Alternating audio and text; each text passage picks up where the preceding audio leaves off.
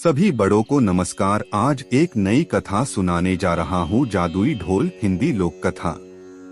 जो साथी मेरे चैनल पर पहली बार आए हैं, कृपा करके मेरे वीडियो को लाइक और शेयर करें। आप सभी से विनती है कि आप ये कहानी अपने बच्चों को जरूर सुनवाएं ताकि वे अपने जीवन में विकास करें।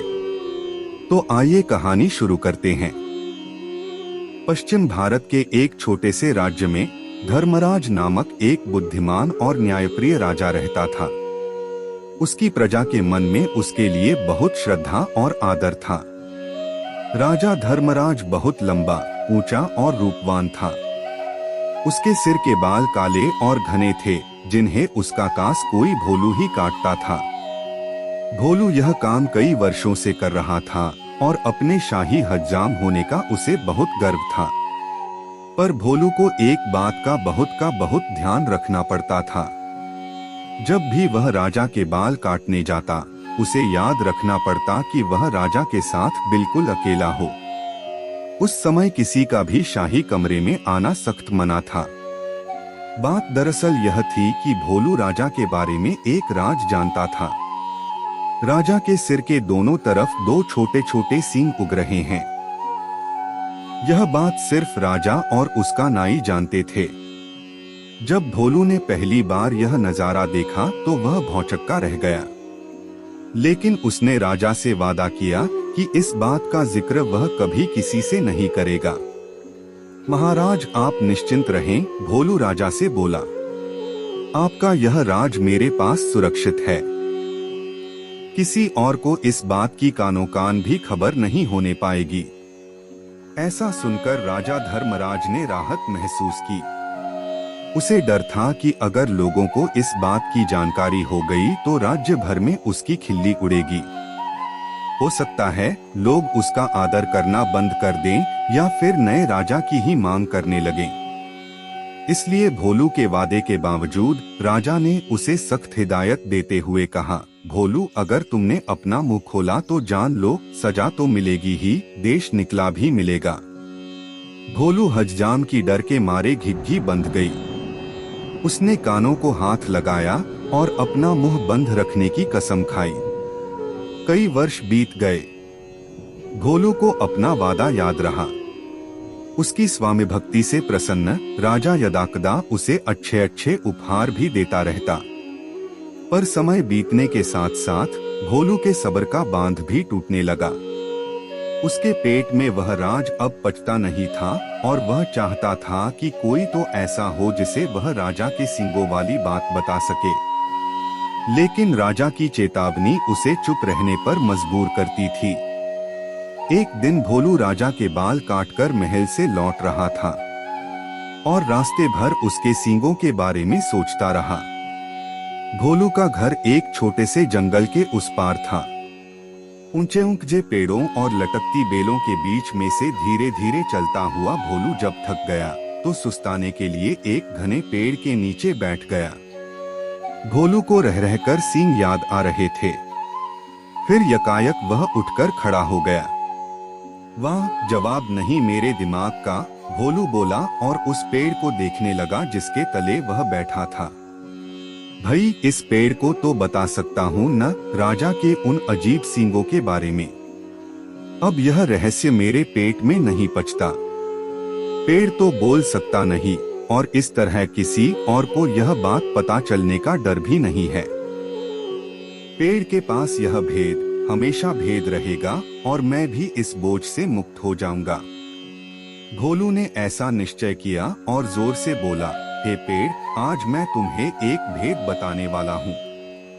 हमारे राजा धर्मराज के सिर पर दो सींग हैं। हाँ, उसके दो सींग हैं। इतना कहकर हज्जाम बेतहाशा हंसने लगा और हंसता ही गया। हाँ। हो। वह भयंकर भेद आखिर खुल ही गया। भोलू खुश था, उसका भार जो हल्का हो गया था। उसके बाद वह आराम से घर पहुंच गया। अगले दिन एक लकड़हारा उसी जंगल में गया और उसी पेड़ के पास जाकर रुक गया। इस पेड़ की लकड़ी तो बहुत शानदार है, इसका ढोल बड़ा अच्छा बनेगा, वह सोचने लगा। फिर क्या था?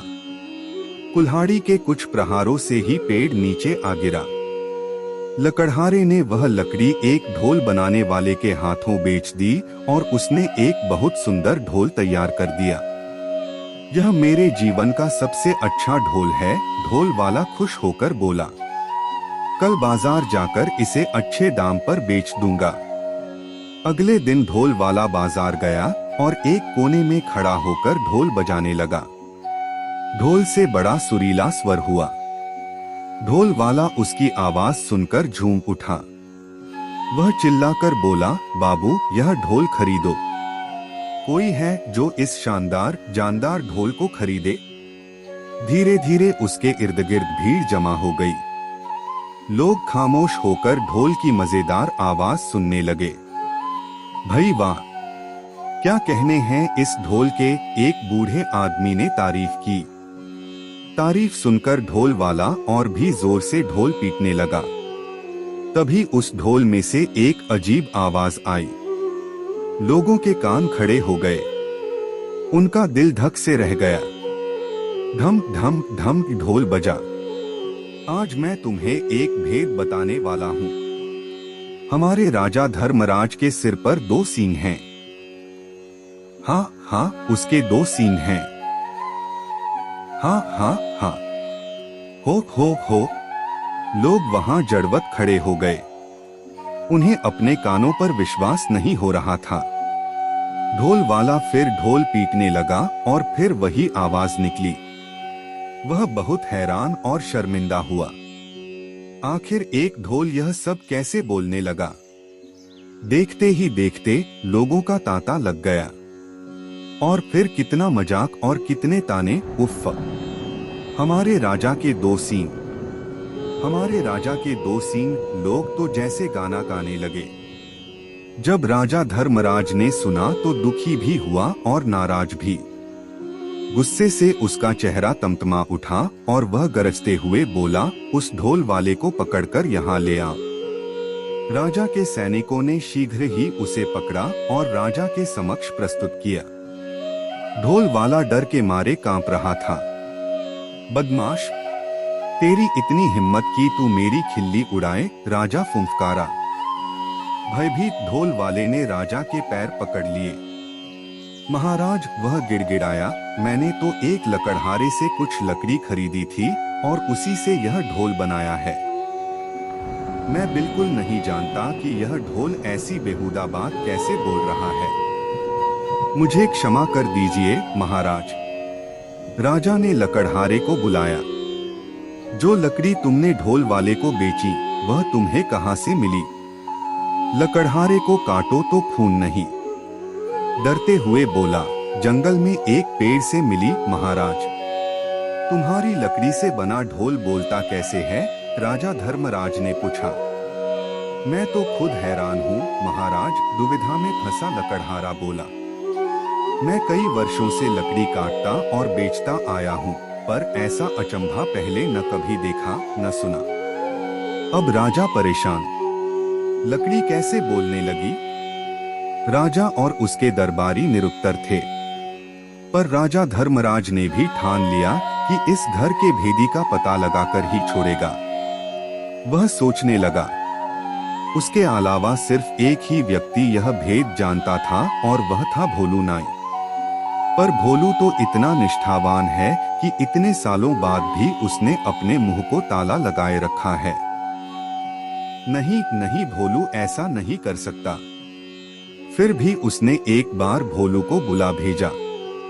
भोलू को जल्दी से हमारे सामने पेश करो, वह अपने सैनिकों से बोला। भोलू नाई आया, ऊपर से नीचे तक थरथराता हुआ। भोलू, एक तुम ही हो जिसे मेरा भेद पता था। तुमने और किसे बताया? सच उगल दो वरना सजा पाओगे। महाराज, डर से भोलू हकलाने लगा। आप तो जानते ही हैं, मैंने कितने वर्षों से अपना मुंह बंद रखा, पर मेरे लिए यह बात छुपानी मुश्किल हो रही थी। मैं चाहता था कि कोई तो हो जिसे मैं ये राज बता सकूं। बोलते बोलते भोलू रुक गया और सिर झुककर खड़ा रहा। बोलते रहो। फिर क्या हुआ? राजा धर्मराज रुखाई से बोला। भोलू धीरे धीरे फिर बोलने लगा। एक दिन जब मैं जंगल के रास्ते से घर लौट रहा था, मैं आराम करने एक पेड़ के नीचे बैठ गया। बस आपके बाल तब काट कर ही आ रहा था और उन सींगों के बारे में भी सोच रहा था। काश मैं उनके बारे में किसी बात कर पाता। आखिर मैं भी इंसान हूँ। तभी मेरे दिमाग में एक बात आई और मैं पेड़ को यह राज बताकर हल्का हो गया। सोचा कि पेड़ को बताने से क्या नुकसान, क्या मालूम था कि इसकी लकड़ी ही बोल पड़ेगी। अब समझा, बुद्धिमान राजा ने पहेली बूझ ली। वह पेड़ जादुई था, सुन बोल सकता था, इसलिए उसकी लकड़ी से बने ढोल को जैसे ही पीटा गया, वह बोलने लगा। और जो कुछ तुमने मेरे सींगों के बारे में कहा, वही शब्द वह दोबारा दोहराने लगा। जादुई ढोल की उलझन सुलझाने के बाद राजा ने भोलू नाई की तरफ देखा। भोलू शर्म से सिर झुकाए खड़ा था। लकड़हारा और ढोल वाला भी पाने हाथ बांधे सजा का आदेश सुनने के लिए खड़े थे। राजा धर्मराज बुद्धिमान ही नहीं, न्यायप्रिय भी था। उसने तीनों को क्षमा कर दिया क्योंकि वह जानता था कि ढोल के जादुई होने में उनका कोई दोष नहीं था।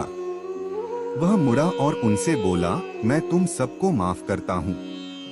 तुम तीनों लोग जा सकते हो। तीनों को अपने को क्षमादान मिलने पर विश्वास नहीं हुआ। राजा नमन करते हुए वे बोले, राजन, आप महान हैं। आपकी इस कृपा के लिए शत शत धन्यवाद। पूरी कहानी ध्यान से सुनने के लिए धन्यवाद। अंत में यही कहूँगा, ईश्वर आप सभी को सुखी रखे और अपना ख्याल रखे। उम्मीद है कि आपको यह कहानी पसंद आई होगी। आपका कोई भी सुझाव है तो मुझे कमेंट में कह सकते हैं। कृपा करके आप मेरे चैनल को सब्सक्राइब करें और मेरी वीडियो को लाइक करें। अब मैं मिलता हूँ आपको अगली वीडियो में।